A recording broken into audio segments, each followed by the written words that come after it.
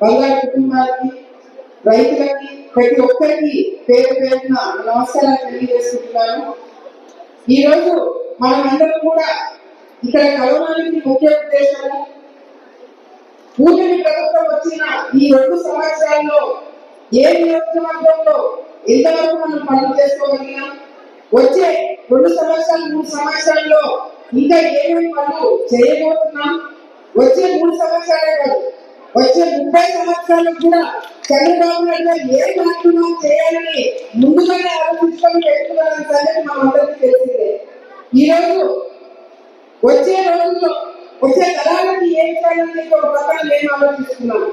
కానీ వచ్చే తరాలు అసలు ఉండకూడదని చెప్పి ఈరోజు వైసీపీ నాయకులు రౌడీలు ఏ విధంగా ఆలోచన చేస్తున్నాం మనందరం కూడా చూస్తున్నాం. ఒక పక్కన పరిపాలన చేయాలా, అభివృద్ధి చేయాలా, ప్రజల జీవితాలు బాగుపడాలని మేము ఆలోచిస్తుంటే ఏ విధంగా కూటమి సభ్యులపైన బురద చల్లాలా, వీళ్ళని అడ్డుకోవాలని చెప్పి వైసీపీ నాయకులు ఆలోచన చేస్తున్నారు. ఈ రోజు ఈ కూటమి ప్రభుత్వము ఏదో అందరూ కూర్చుంటే మాట్లాడి వచ్చిన ప్రభుత్వం కాదు.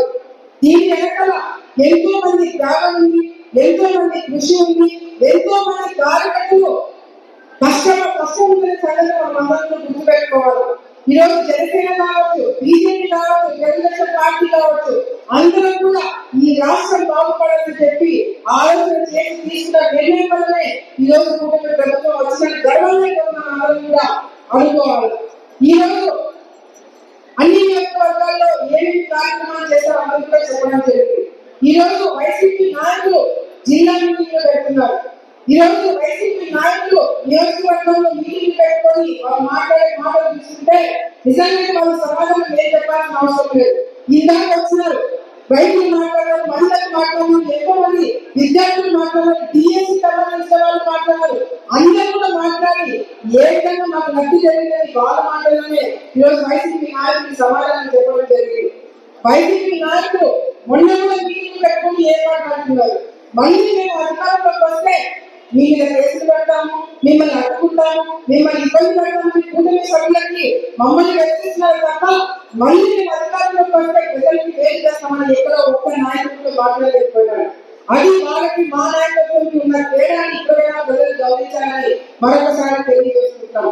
ఈ రోజు ఈ కూటమి ప్రభుత్వం వచ్చిన తర్వాత ప్రతి శుక్రవారం ఎమ్మెల్యేలు, మంత్రులు, ఎమ్మెల్సీలు ప్రతి ఒక్కరు కూడా గ్రీవెన్స్ పెడుతున్నాం. ప్రతి ఒక్క మండలానికి, ప్రతి ఒక్క గ్రామానికి వెళ్తున్నాం.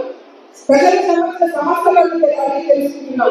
అదేవిధంగా సోమవారం ప్రతి సోమవారం కలెక్టర్ స్థాయిలో, ఎస్పీ గారి స్థాయిలో మరి గ్రీవెన్స్ పెట్టడం జరుగుతుంది.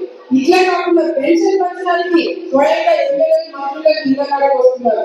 మళ్ళీ అది కూడా కాదని చెప్పి చంద్రబాబు గారు ఇంటికి వెళ్ళండి, ప్రతి గడప నొక్కండి, ప్రతి ఒక్కరు కూడా కలవండి, ఇంకా ఏ సమస్యలు ఉన్నాయో అడిగి తెలుసుకోండి, తప్పకుండా అన్ని విధాలుగా కూడా ఆడుతున్నామని చెప్పి ఒక పక్కన మేము ఆలోచన చేస్తున్నాం.